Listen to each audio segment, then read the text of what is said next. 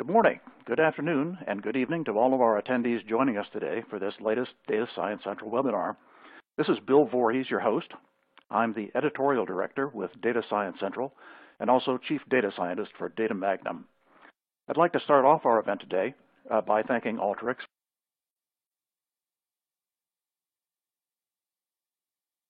for sponsoring today's event. Alteryx is a longtime supporter of the Data Science Central community, and we're honored to have them sponsoring our event today. I'd also like to take this opportunity to mention and show our appreciation for some of our other recent sponsors, including Tableau, Microsoft, Exaptive, Pivotal, IBM, and Hortonworks, to name just a few. Now, past webinars are available on demand at datasciencecentral.com.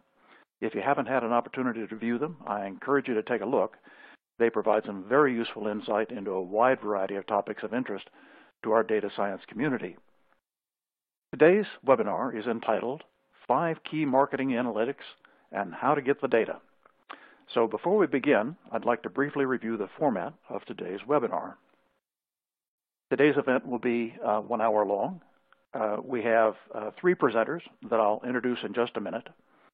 And there'll be 10 or 15 minutes of questions and answers following the presentation.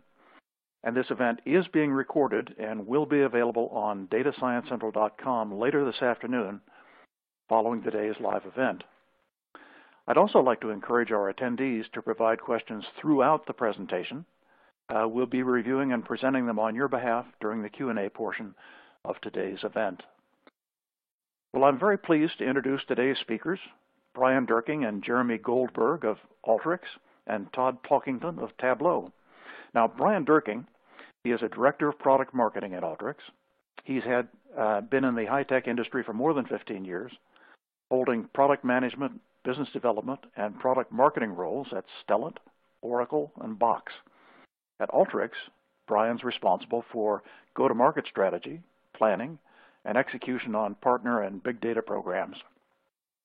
Jeremy Goldberg, he is a solutions engineer at Alteryx. He's had over 10 years of professional experience in various industries, including electronic manufacturing, telecommunications, and CPG. Jeremy currently partners with Alteryx sales account teams to provide customers with in-depth technical knowledge and high-level solutions. Now, Todd Talkington has been in the high-tech industry for 15 years and has spent 7 years managing technology relationships. At Tableau, Todd is focused on managing the relationships with Tableau technology partners. And in this capacity, Todd's been able to become a thought leader in how Tableau technology partners can bring solutions to market that help Tableau customers better see and understand their data. So thanks for being with us today, Brian, Jeremy, Todd. We're looking forward to your presentation. Now, organizations need the right data for decisions. But many organizations don't have the ability to perform self-service analytics, diving into the data to get key insights quickly. So in today's webinar, you'll learn how to use Alteryx and Tableau to implement self-service analytics, to blend data from your databases, applications, and spreadsheets, cleanse and prepare your data for visualization, and create dashboards and visualizations to drive data insights. So Brian, with that, I'm going to turn it over to you. You can begin as soon as you're ready to go. Great. Thank you, Bill. Hi, everybody, and thanks so much for joining us today. I'm very excited to present to you today and talk a little bit about, this session. This session is going to use a couple of different marketing examples, but what we're going to show, the principles are broadly applicable across any data set and any analytic problem you're trying to solve. And we're going to use Alteryx and Tableau to illustrate, but what we really want to do is show you the kinds of things that you need to do to your data to get it ready. We'll just happen to use Alteryx and Tableau as ways to illustrate these types of functions. As you know, data problems keep us from being self-service. It's one of those things that we have issues with how we get the right data for what it is we're trying to do, and quite often we have to depend upon many different people within the organization to get us the right data. Some of you are doing this yourselves in spreadsheets, and some of you are coding in SQL, but many of us are dependent on these other groups to prepare the data. And then every time we get a data set and we get some insights, we have iterative questions and follow-up questions, and then we're right back to those teams asking them to do the next thing. So what we want to show you today is some ways that you can work with the data yourself to be self-service. And as I mentioned, we'll use Alteryx and Tableau to do this. So the 5 key analytics that we're going to explore today are customer acquisition, customer segmentation, customer sentiment, lifetime customer value, and offer responsiveness. And every one of these examples is going to involve bringing together different data sets, cleansing the data sets and getting them matched up and joined, being able to shape the data sets for the right formats that we want them in. And in a couple of cases, we're even going to incorporate some predictive and spatial analytics in a drag and drop way, where you don't have to be somebody who can code in R, for instance, as a way to be able to access and perform these kinds of analytics. So let's go to the first one here, customer acquisition, and we'll talk a little bit about this. You know, it's one of the key things is when we want to do an analysis of our customers and where they're coming from and how they're interacting with us, we're looking at many different sources of data. So it might be data that's in our CRM system. We might have a catalog transaction system, e-commerce logs, store transactions that are happening at physical brick and mortar stores. A lot of different data that we need to bring together. Quite often these systems are set up with different values, different customer IDs or different customer names and addresses. Sometimes we have to find a customer and kind of transpose or figure out what this customer's name is in another system, and so we do some fuzzy matching to be able to do that because Samuel in one system might be Sam in another, or Boulevard in one system might be BLVD in another. So we need to be able to take this data and somehow match it up.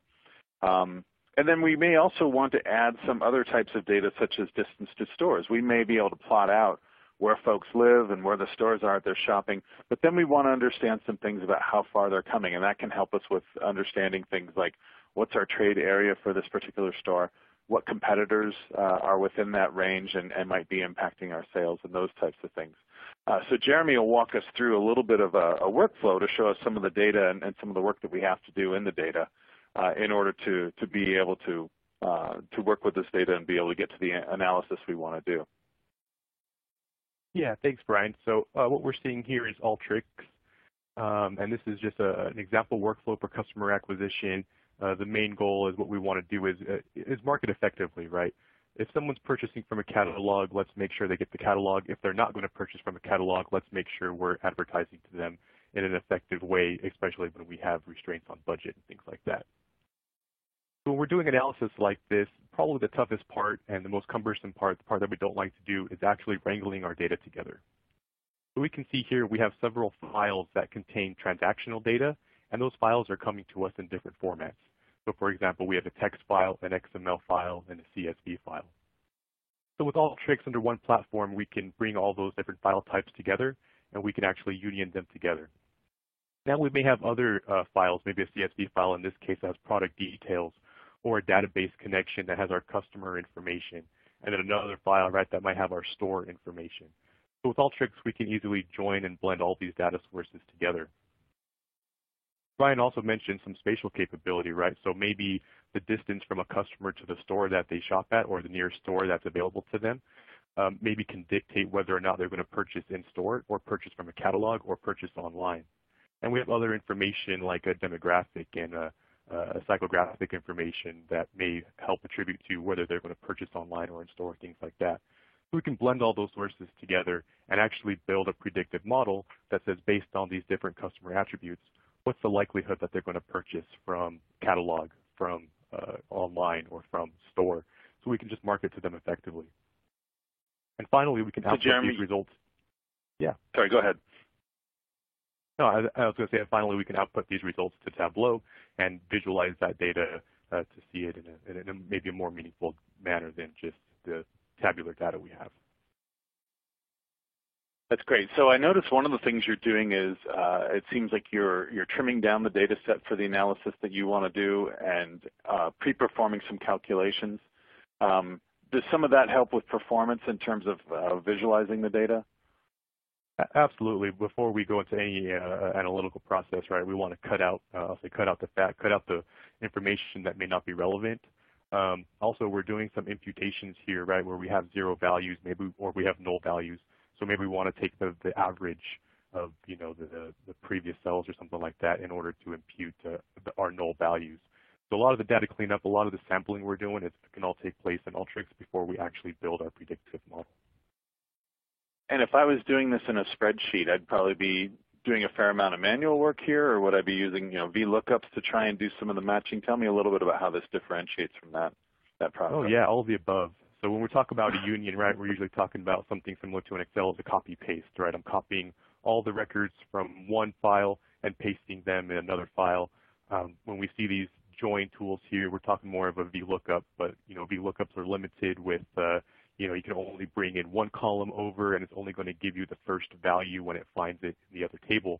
So with Alteryx, right, it's very similar to an SQL join. We're actually going to get every column from each source, and you're going to get every match. So if I have 2 customer IDs in one source and 2 customer IDs in another, I'm actually going to have an output of 4 results. Okay, very good. And so with this, we can output this directly to Tableau, where we can see some visualizations on our data. Yeah, absolutely. And as you start to, what you're looking at is a finished dashboard by Tableau. And for those who have not used Tableau, the benefit of our product is that it makes it very easy to visualize the data that's being output by Alteryx. So, what you're seeing here is connecting directly to the data. There's nothing you need to do from a coding aspect or anything like that. It's a lot of drag and drop technology. But the power that Alteryx is giving Tableau by giving them this good, strong, clean data allows people to build out visualizations where they can really understand what they're looking at. And so, for example, if you look at the green bars on the left, you're starting to see the stores by distance and the reaction of the customer. So does distance to the store equate to a customer appreciating a store more or less? And you can start to see trends in this. As you start to see these distances get larger, it seems to get less relevant to the customer. So it's things like that you can begin to see and understand and really begin to drill down on your customers and ask yourself questions. It's really not about asking a question to solve a problem. It's really about asking questions that lead to other questions. And the use of colors to be able to really identify what's going on differently within each one of these customers, or each one of these visualizations. But that's really the power of Tableau and Informatica together. Tableau and Alteryx together is the ability to really get insight into your customers, get the data in the proper format, and understand how to deliver that. So it's a very powerful solution that sits together. It sure beats looking at it all on a spreadsheet and trying to figure out, from rows and columns of data what's going on. Absolutely, and you you're able to communicate this information out to your coworkers or out to people within the organization to again make changes in the organization. Agility is one of the biggest performance boosters of an organization, being able to see what's going on, make adjustments, and move forward. And once you get this data into the hands of the right people, and it's clean and formatted data, you are able to make those decisions very, very quickly and move on them. Well, let's take a look at the next analytic problem we have, which is we want to segment our customers. And this might be something that we do in a lot of different types of analytics within our organization. We might be segmenting products or processes or things like that. But in the case of marketing analytics, we're looking at this customer group. We've identified where they're coming from in terms of the acquisition part and where they're purchasing. But now we want to understand a little bit more about them in terms of things like maybe income levels or behavioral information or other demographic types of things. And we might include, third-party sources. So, for instance, Mosaic from Experian would be one example, but we can bring just about any data source in here to use for our segmentation. That gives us a preset, group of segments that we can go ahead and index against. What we do find quite often is that folks in different industries have, even more discrete amounts of segmentation. So we have a customer that we've worked with, Southern States Cooperative, and their business is predominantly providing feed and seeds to farmers and ranchers. So they were very excited to do some segmentation, started looking at the Mosaic data, and they realized that most of their customer base fit into a single category called farmers and ranchers. So they had to do some of their own custom sub-segmentation. And then based upon that, they were able to start to see the different groups emerge as they did that segmentation work, and they were able to save a tremendous amount of money in terms of the cost of their mailings and also reduce the number of mailings that they were doing. So we saw some savings, and we have a case study on our website that will take you through some of that.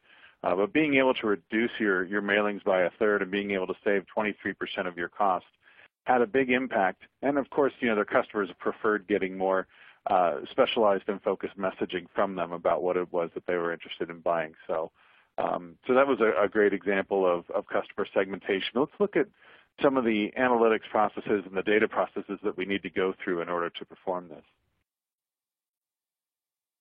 Yeah, sure. And while this buffers, I'll talk a little bit about that. That's kind of funny, right? We use this Mosaic data that we have available, and if we do, if we're only marketing to farmers, of course, we're only going to get farmers back. So we may need to do something further to get some information so we can either cluster or categorize our customers based on certain attributes. So with Alteryx, right, we have some customer level transaction data that's coming in. We might have some of that geographic, demographic, or psychographic data that we also have. So with Alteryx, right, we can summarize our data. We can actually do some data visualizations or data investigations. Very simple. They're not going to look as pretty as we're going to see with Tableau, but we can just get to know our data a little bit better to just see how can we segment our customers. So here's a little histogram of total spend, of average spend, and we can kind of see the distribution of some of these numbers. One of the great tools in Alteryx is the tile tool, specifically the Smart Tile. And what we can do is actually categorize or group our customers by the standard deviation of the whole data set for a particular field. So in this case, we're using the Smart Tile on our average spend, and on this one, we're doing store visits. And then based on the standard deviation of those values, we can actually categorize them from high, medium to low, right, for both. And again, we can blend those two together, and then we can blend in our psychographic data, similar to what we saw previously in the Mosaic kind of zip code groups that we saw there, and output these values into Tableau to actually do some nice visualization to get to those fast insights.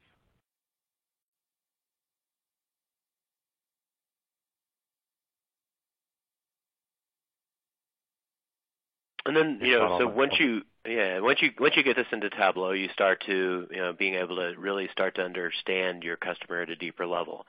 I love what Alteryx has to offer. And, Brian you mentioned, some of the additional, data sources that you can put in. And I've seen a lot of our mutual customers leveraging those.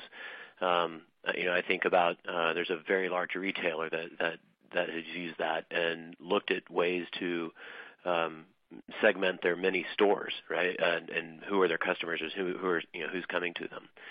And it's an important question to answer, because what that allows you to do is really understand your market base and who's coming to your stores, and then being able to respond to that in the right way. And for example, the customer that we talked about, they would display their store and put the right products in based on who's coming to their stores. And it's only through this kind of data that you can really understand that. So, if we look at, for example, customers that are, if we know who our customers are, what income levels they are, and how they're spending with us, we can begin to make those determinations and understand that. And it's only through, getting all the data together that we can get there, so that we can define that end-use customer. If you're looking at this visualization specifically, we're starting to understand their ability to spend with us, and where they sit within that. So we can look at individual areas, and we can look at individual people and how they, what their income levels are, et cetera, and make that type of determination. But again, having that data on the front side, having it the right way, is incredibly powerful for anyone when they look at customer segmentation, and that way they can really decide how to run their business, how to attack it.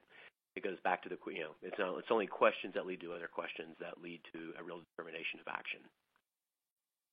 Yeah, I love how when we look at this visualization right away, we can see folks that are in the spend category and the visit category. High visits, medium spend, are actually some of the folks who are ending up driving the most revenue for us in terms of what the visualization is showing us. So immediately, just with a glance, you can see this kind of information, and it makes for a great dashboard for you, because as the data changes over time, we're able to automate these processes of taking the data and day after day, updating the visualization. And so we can see as things start to change, as we look at these, notice, if these spend categories start to move into different groups. The other thing I love is sometimes we want to enforce things on the data so that it does particular things in terms of how we shape it. So in this case, we may have had a reason that we wanted our mosaic groups sorted in this order. Perhaps there's a particular target we're really trying to grow, for instance, this Power Elite. So Jeremy has set up automatically in Alteryx to put these letters in the front of the different names. And so as we see the different mosaic groups, they're sorting in this particular order. So those are some of the types of things that you can do in effect in the data so that you're able to see this. And then, if you change your analytics model, you're able to go back into Alteryx, make that change, and then all your visualizations that are coming out are going to take that change. So it gives you a central place where you're able to impact exactly how you want to see the data as you visualize it and view it. So I think at this point we have a couple of poll. Yeah, sorry, go ahead, Todd. No, that's right. You're exactly right. And again, the beauty of Tableau and Alteryx together is being able to change these visualizations as you want. So you're not stuck to one visualization, and as you come up with new questions, you can begin to ask questions of the data to build new visualizations out. But the dashboards like this allow you to really understand, the main question, and then start to, look for the other areas that are important in your decision-making process. But yeah. So I think we have a couple of poll questions coming up, and Bill, I don't know how if you can assist me a little bit. I guess this is pretty straightforward, folks. What's your top priority as far as marketing analytics? And I'm wondering how many folks are doing customer segmentation, customer sentiment, lifetime value. And if we're not covering one of the areas, that's something you can go ahead and put into the Q&A window just for us to record, and we'll take a look at. And it will also help us as we drive through and bring this information into some blog posts and things following up here. Bill, how are we doing? Do I need to press anything? You're doing just fine, and if you'll just allow the audience 2 or 3 seconds to respond, you bet. And then you can hit submit and see the results. Okay, very good. Let's go ahead and do that now then.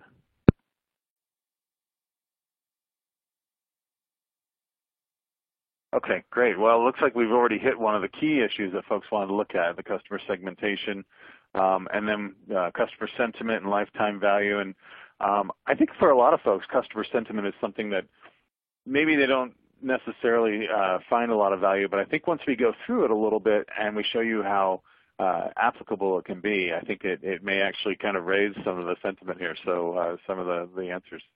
So that's interesting. And then we have another poll here. Is that right, Bill, or are we done there with that one? You can move on to the next poll just by moving forward on the slides.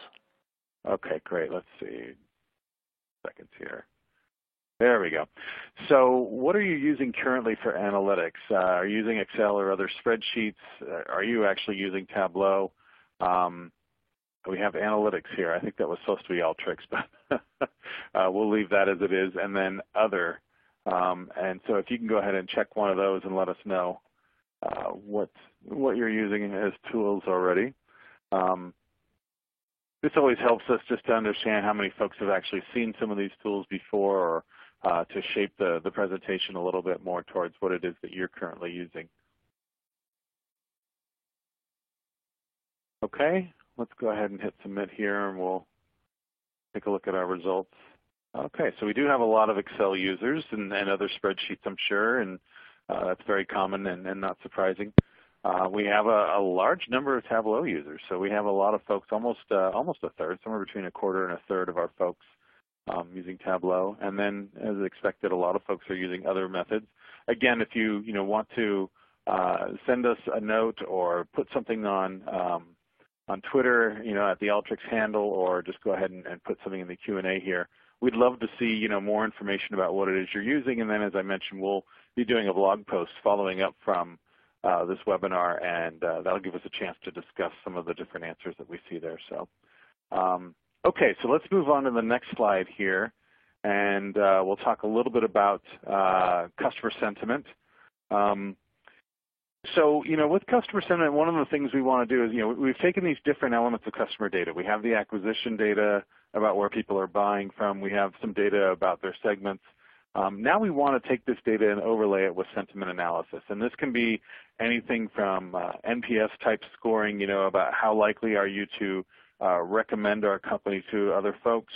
Or it can be things like just generalized surveys about the service that you're getting, et cetera.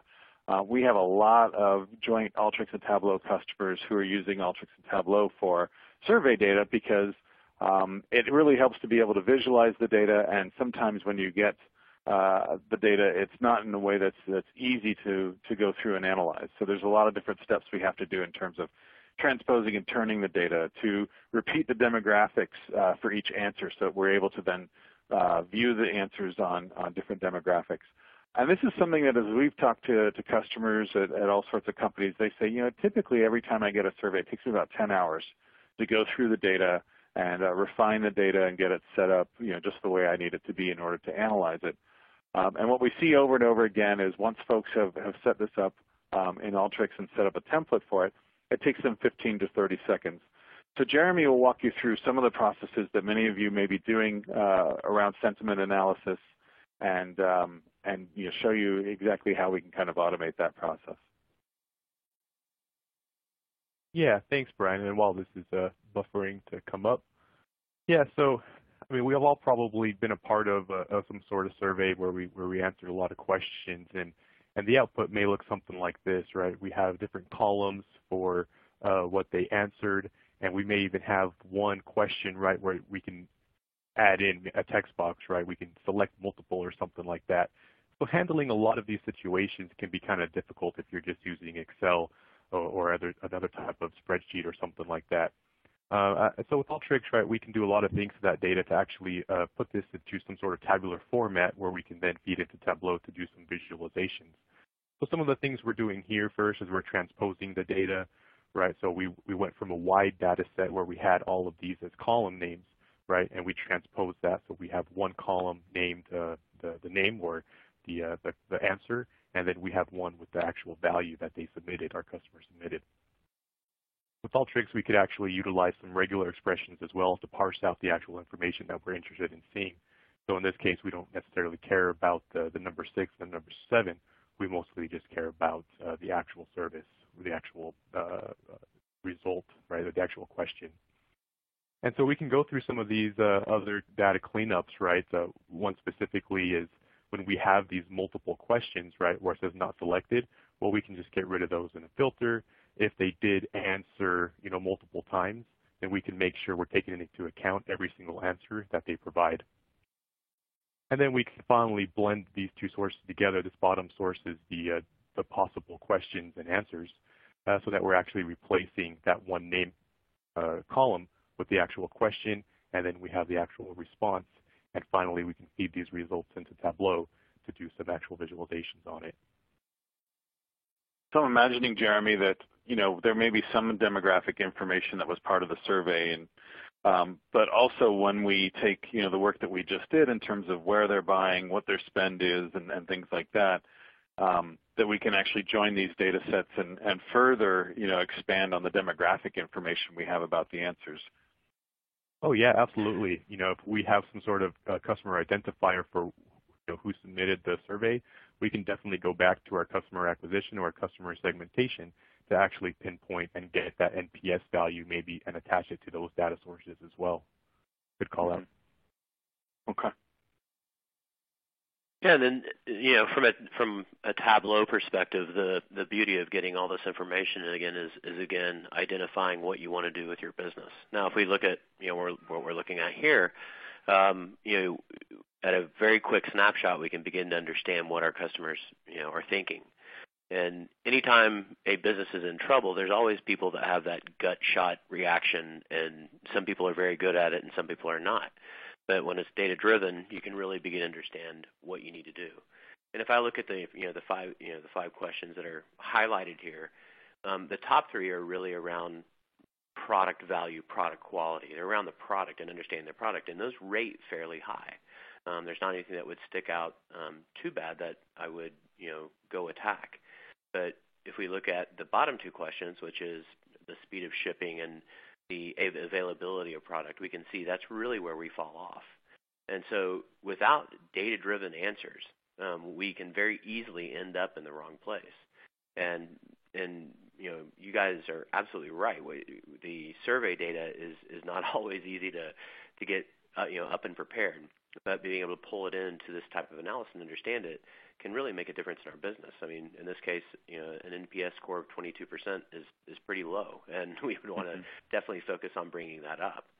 And in this one visualization, we can begin to understand what we need to do, who our customers are, what age they are they male or female, and begin to really identify how to fix these problems. And that, in itself is really what anyone's looking forward to do with their business. And again, the power of being able to pull this together and see it in a snapshot and make decisions off of it, and then begin to explore it even further. For example, if it is availability of products, are there certain products that we're missing or that we're not doing well on? And if that's true, who are those going to? So we need to go repair relationships.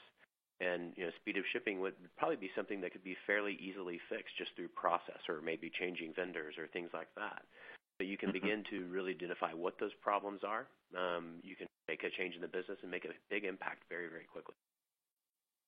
Yeah, I love how you can ask hundreds of questions and then look at a visualization like this and immediately get the key takeaway of we really need to improve our product availability and shipping. That people love our products, but they just can't get them. Yeah, exactly. Exactly. And being as a business person, being able to identify those problems is key.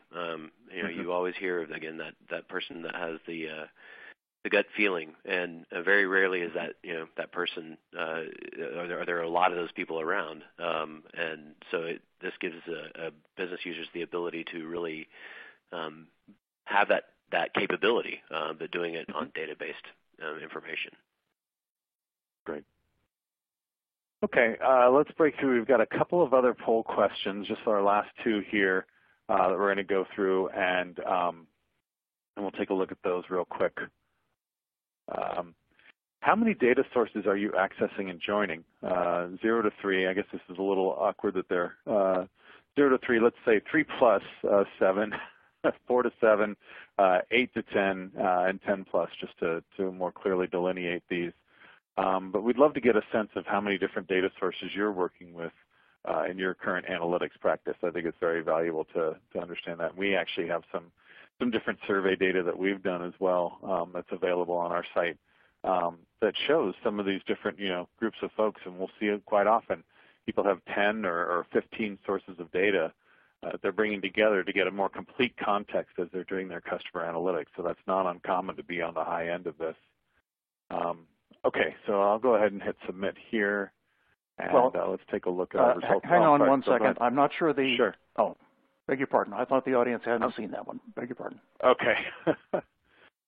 Let's see. We've got about 20% in the 0 to 3 range, 45% in that 3 to 7. So there's a bit of a sweet spot there where people are trying to bring together 3, 5, 7 sources of information. It's still a number of people that are up in that 7 and even higher range. So good to see. I clearly expect that you guys are doing a lot of work. And again, going back to the tools that people are using, there's a lot of folks who are doing this in spreadsheets. So it'll be interesting to see the correlation between the number of data sources and the tools that people are using.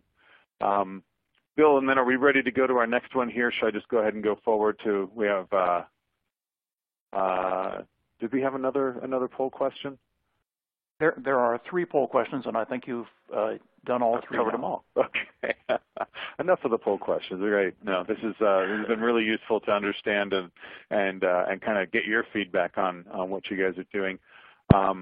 So let's move on to lifetime value. This was something that also, based on the poll, a lot of people are interested in. And this is an interesting area of analytics. Not only are we taking now all these different sources of information that we have in terms of where are people buying and where are they coming from a marketing perspective, how are they finding out about our business, what segments do they belong to, what's their sentiment towards us. All those are then attributes that we can use to try and determine a lifetime value. Which of these customers are going to drive the most value? And we might do this even on a weekly cohort basis where we say, out of all the customers that have joined us this week, which are likely to be in our top 5% of our customers going forward. So we can see where they're coming from, what segments are the highest value for us.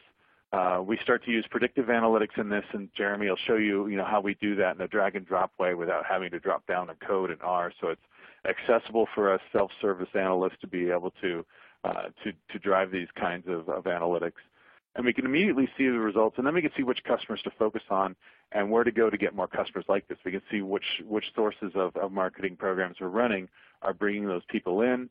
We might also look at those folks and start to roll them out into different service levels. We might have different offers that we give to them, et cetera.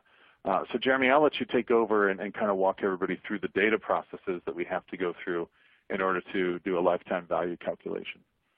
Yeah, great. And especially if we're bringing in some of that customer sentiment analysis as well, right? If we find that their lifetime value is really high and maybe we have a low NPS score for them, maybe we need to really focus on those types of customers so we can actually integrate the customer sentiment data along with this lifetime value to do some deeper analytics. Great point. Yeah, we might have to offer them free, 2-day shipping or something to address that issue we saw in the survey. Yeah, you're right. So this is a standalone example, right? But you might see some overlap with the customer segmentation or customer acquisition example because we're using kind of the same data sets. But we have some customer sales and some of that demographic and psychographic information, and we want to build a predictive model to determine, based on previous customer history, what is the lifetime value of this new customer going to be. So again, we're blending our data. We might use some parsing tools to actually parse out that data as well. And again, we're using our crosstab here to make our data, instead of our transpose tool, right, where we made it wide to long. Now we're using our crosstab to make it long to wide, so we can actually get these different column data into, our row data into column data that we can use as predictor variables. And again, we're doing some imputations where we're turning null values into zeros, things like that. And finally, we're using a forest model. And again, this is just a drop-down tool that we have in Alteryx. You drag and drop. We fill out some of the different, our target variable, some of our predictor variables to utilize in our forest model. And we finally score our model based on our new customer data that we have to actually get some information about, what their lifetime value is going to be. Finally, we can output these results into Tableau. Yeah. And that's exactly the type of thing that we might do with that data, though, right? Is calculate then, hey, if we offer these people, free shipping for, the lifetime, are we going to make money? Is that going to help us, A, retain this customer, and B, what is their lifetime value, and will we be able to absorb those shipping costs? So that might be actually the next workflow that we would run once we get this data. Is let's compare shipping costs to the value of this customer and decide what we can offer them. Yeah, absolutely. We can get pretty creative with some of the stuff we can gather from this information. Well, let's take a look at this in Tableau then and see exactly how the data comes across to us and how we're able to make some different judgments based upon it. Absolutely. And so one of the things I want to point out here is how impressive it is that we're able to put this type of predictive analytics into the hands of an analyst that may not know R or may not know how to pull this type of information together. And very quickly and very easily, we're able to do that through Alteryx. And the end result, we can really begin to understand where we're going to need to focus from a customer perspective. And so what this is basically showing us is, okay, we've got, our product is aimed at higher income. That's where a lot of our customers are coming from. And it's also showing us, what from the Mosaic groups, what type of people they are, where they fit into those categories. So now we can begin to target those customers very, very effectively and begin to know that we're hitting the right people. And so through this analysis that we've been able to build out, we can start to define marketing campaigns, begin to make sure we're within the store, the operations of the store or the website, making sure that we're hitting the right, doing the right things to draw the right people in, and begin to maximize profit based on that way. Again, taking that, putting data behind what it is that you're trying to accomplish and making sure you're headed the right direction, and being able to tie that into both Income and Mosaic Group and find it that way. So a very powerful way to look at your business. Excellent. Okay, so we're starting to head towards what we promised to be our Q&A time. Let's move through our last example here. We're going to talk a little bit more about offer responsiveness. And so, as we send our messages to these different lifetime value groups, how do they respond? And we want to look at for any of our customers in the different segments, how they're responding to our different messaging. And we talked about, Southern States Cooperative and their ability to message, ranchers versus dairy farmers versus, other kinds of farmers. Obviously, everybody's got different types of things they're looking for. And some examples are, some folks may care about low-cost messages. Some folks may care about value or lifestyle messages. It depends upon, obviously, the type of product or service you're selling. We have one customer who's doing insurance. And when they're messaging their folks who are insuring a Kia, they might have more low-cost messages. But somebody who's driving a Subaru might care more about green messages and environmental messages. And so you can really start to look at how you segment and then how you message those folks. But then you want to see how are those messages being received so you can refine those results. These messages can take place in different media. They might be on your website, via search engine messaging, email messages, or even in stores. And so what you really want to then be able to do is look at how are people reacting to these different messages. And Jeremy, you can take us through the data challenges that come around this. Yeah, so whenever we go through some sort of promotion or some sort of marketing event, right, we want to gauge how we did in those stores or in those areas that we had that promotion and compare them with maybe another control group, right, that didn't have that promotion, so we can determine some sort of lift based on what our promotion did, or maybe it was a negative lift, so we know not to use that promotion again. So a lot of the times, in this case, we're working with Google AdWords and as our control group, and we have a test group where we move some of those marketing events over to LinkedIn, right? But we can relate this to any type of promotional work. Maybe I did some sampling in some grocery stores and others I didn't, right? So we can kind of relate this to any type of promotion where we have a test and control group that we want to analyze.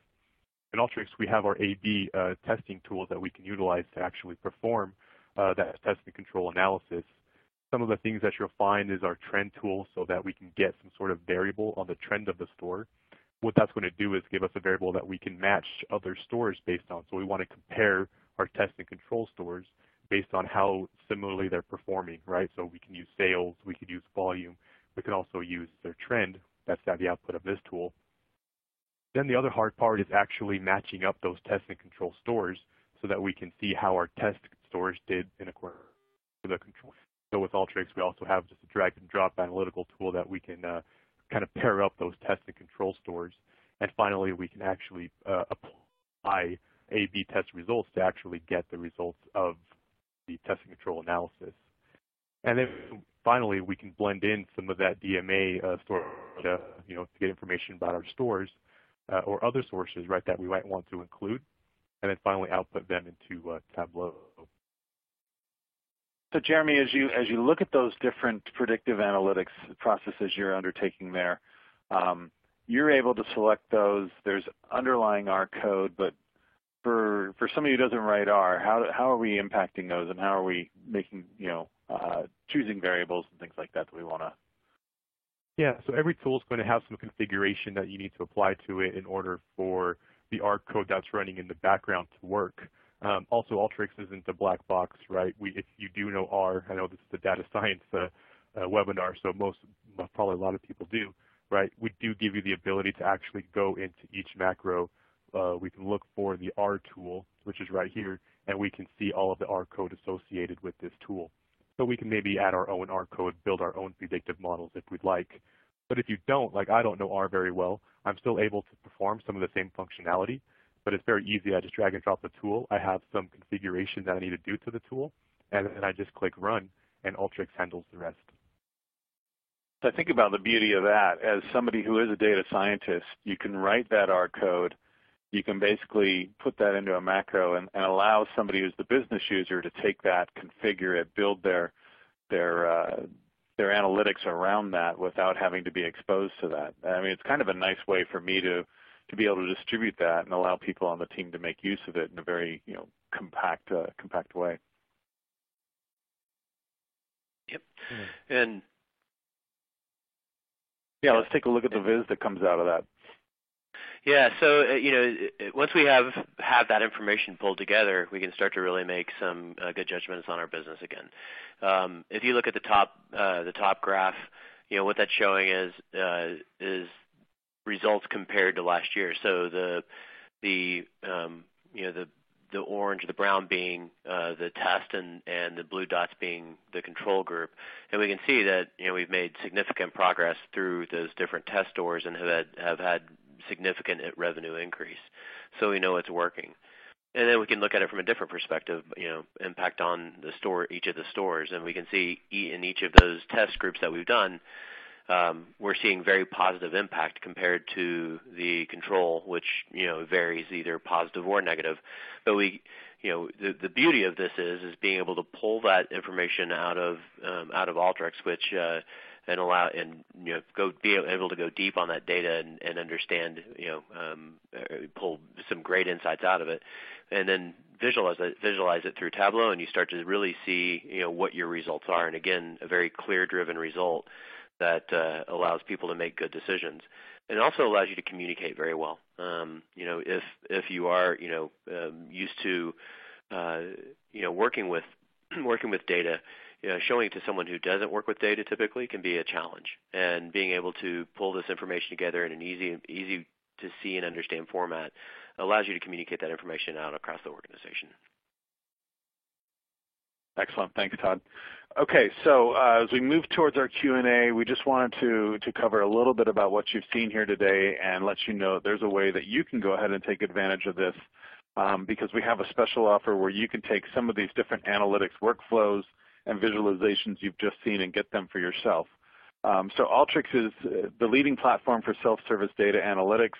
It allows you to prep, blend, and analyze all your data using a repeatable workflow. And so all this work that we did was not just for one time being able to get us insights into our customer data, but now every time that data changes, whether it's daily, weekly, monthly, or even hourly or by the minute, we can have those workflows automatically updating our visualizations in Tableau and keep us up to date as that data changes and becomes available.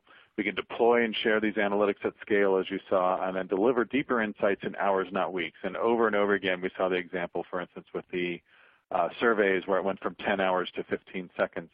Over and over again, we see where folks are able to move from manually working through this data to being able to automate it in Alteryx and having just massive impacts on their organizations. And so very quickly, if we go to the next slide, just to give you an overview of what you've seen here. On the left-hand side, if we go ahead and build that out, on the left-hand side we have a number of different data sources. It can be anything from your enterprise systems, your cloud systems, files that live on your desktop, et cetera. We prep, blend, and analyze that in the drag and drop workflow that we saw. We can enrich this with third-party data and then run through predictive and geospatial analytics as we saw in a drag and drop way. So we're able to do things like drive time analysis from stores. We're able to do things like the A/B test that we saw, or a market basket analysis, or a linear regression, just by simply dragging those icons on and then doing some configuration on what variables we want to analyze. And then share this information out to Tableau. As we mentioned, we can put it back into our databases if we wanted to do all this work and enrich the data and then make it available back in our databases that we're using on the left. And we even have an Alteryx gallery where you can distribute this information and allow people to, in a self-service way, go ahead and pull reports and get the data that they need. And I'll let Todd take over here for the next couple of slides. Yeah, from a Tableau perspective, we have a mission that we take pretty seriously within our company, which is help people see and understand data. And it's very simple, but really powerful. Within the company, we take that to the point of making decisions. And if we're not helping people see and understand their data more effectively, we won't move forward with it if it doesn't answer the question right. And that really reflects in the product. You'll see a lot of what our product design does is to pull people into the analysis and keep them there so that they can get their job done effectively and fast. And then if you'll jump to the next slide, we have really just three products that to speak about. And one is Tableau Desktop, and that is the person that would author a report. So through Tableau Desktop, that's what Alteryx will put information into, or one of the places it'll put information into, and then you can do the analysis on that data. Again, drag and drop technology, so it's easy to use. You do not have to code in Tableau, but if you are one who can go deep that way, then there's capacity to do different types of coding within it. But for the most part, it's very easily done through drag and drop. The other two are Tableau Server and Tableau Online. And essentially, that's the sharing and governance mechanism that companies can use. And it is Tableau Online is the same as Tableau Server, but Tableau Online is in the cloud. So it's you would create through Tableau Desktop, push it out to Tableau Server or Tableau Online, and be able to share throughout the organization through that mechanism. So easy to use format, drag and drop technology, and analytics for everyone is kind of the way we look at it. Awesome. Okay, let's go to one last slide here. We told you that we would allow you a way to get access to all the things that we showed today. And if you get the Alteryx Starter Kit for Tableau, you'll see these workflows as well as these visualizations available to you that you can use with trial versions of Alteryx and Tableau. So you can see exactly how we've built out these analytical processes. So that's available for you at alteryx.com/kit. And Bill, at this point, I'll turn it over to you. I realize we're down to 8 minutes or so here, but let's get through as many questions as we can. Well, Brian, Jeremy, Todd, thanks for that great presentation. That was a lot of information that you gave us. So we'll get started with today's Q&A session, and I want to thank the audience for their participation. We've had a lot of questions that have come in during the presentation, so we'll do our best to get through them all in the time remaining. And during this Q&A portion, I'll leave this screen up with the contact information for our speakers if you'd like to contact them following today's webinar.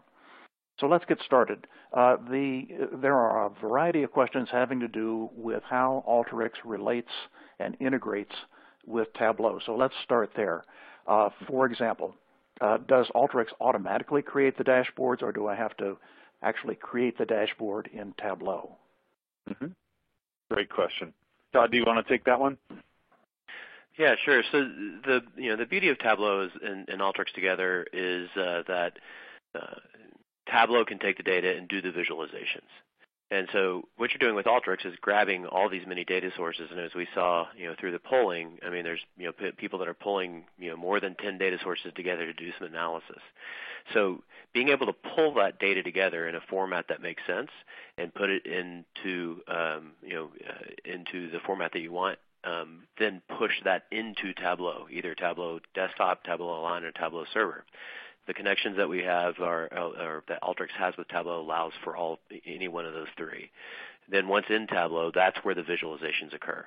That's where you'd be able to take that data and very easily through drag and drop functionality, look at that data and start to visualize it. And just as a side note, both Alteryx and Tableau, you can do trials with the product. So if you were wanting to go test the two out together, you could go download the products for free for a time-limited period and begin to play with it. But the visualizations are in Tableau, and Alteryx is doing the integration of that data.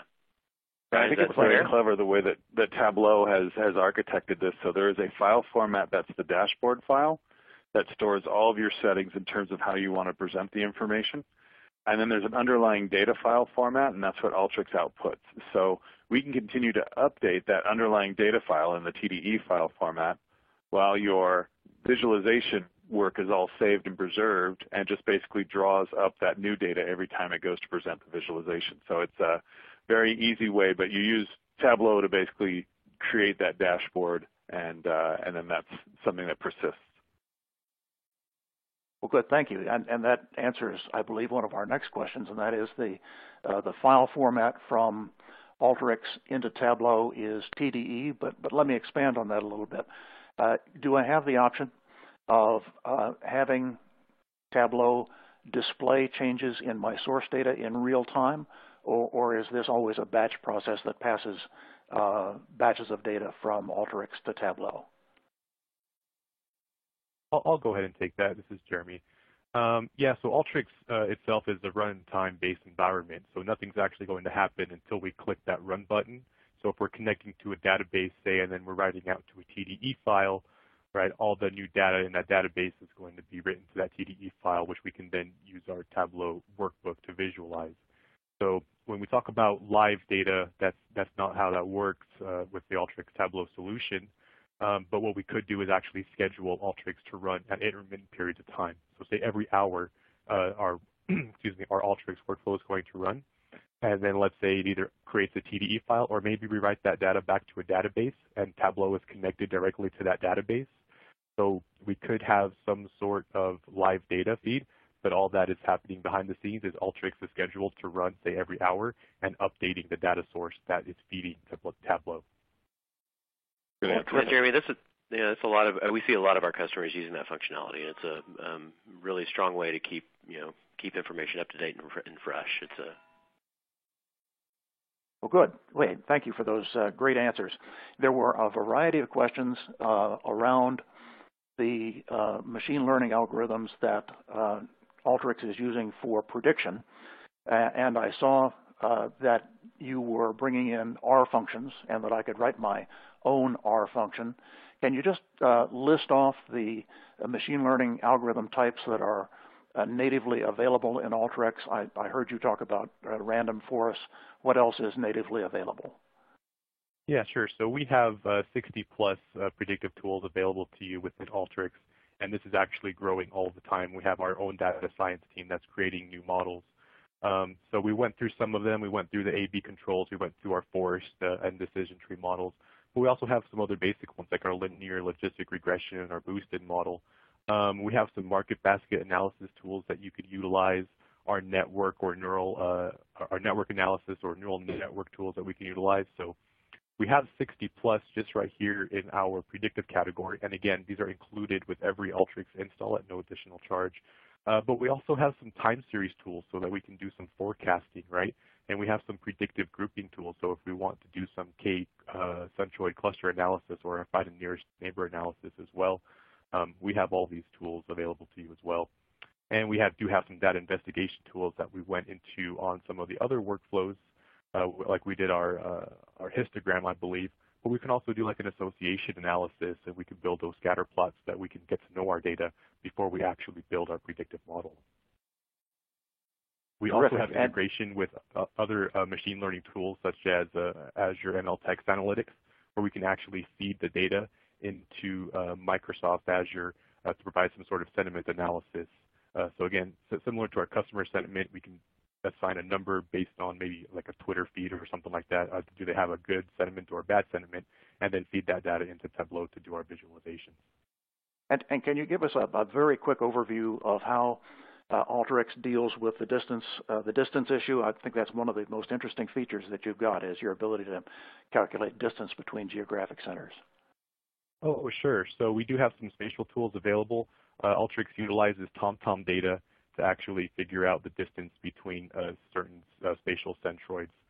But we could also do, we can create polygons, and we can actually, split out that polygons to feed them those custom polygons into Tableau to do some visualizations as well. So, but to answer your question, we use TomTom data in order to figure out those distance, either by miles, by drive miles, or by drive time. Right. Oh, well, thanks for that clarification. Well, Brian, Jeremy, Todd, thanks for some great answers to some very good questions. And for those of you that asked questions that weren't answered today, We'll be sending all the unanswered questions to Brian, Jeremy, and Todd and the Alteryx team so they can follow up with you after today's webinar. I have just a few quick announcements. Please mark your calendars for May 24th. That's our next Data Science Central webinar, which is Shaping Data Stories with Neuroscience, sponsored by Tableau. Also, today's taping will be available for on-demand viewing later today, and you can find that on the homepage of Data Science Central in the Webinar tab located at the top of the page. Well, this brings today's webinar to a close, and I'd like to thank our audience for their attendance and thoughtful questions, and a special thanks again for Alteryx for their sponsorship, and our speakers today, Brian Durking, Jeremy Goldberg, and Todd Talkington, for their insight into today's topic. My name is Bill Voorhees. I'm very pleased to have been your host for today's event, and I look forward to seeing you all again on May 24th. Have a great day.